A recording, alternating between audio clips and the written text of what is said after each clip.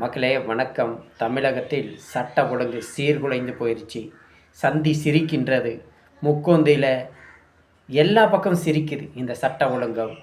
மக்களே, இது என்ன எங்கே போய் முடியுமுன்னு தெரியல. ஓகேங்களா?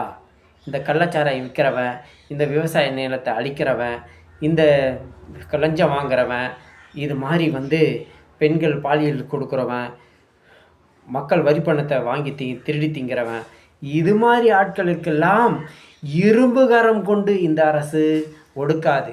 எது மாதிரி ஆட்களுக்கு ஒடுக்குவாங்க? கிளி ஜோசியம் பார்க்குறவன், பஞ்சு மிட்டாய் விற்கிறவன், இந்த டிடி வாசம் மாதிரி, இந்த சவுக்கு சங்கர் மாதிரி, இந்த மீம்ஸ் கிரியேட்டர் போனால அவனுக்கு வலைதளத்தில் இவனுங்களை மாதிரி ஆளுங்களுக்கு தான் இந்த அரசு இரும்பு கரம் கொண்டு அடக்குவாங்க.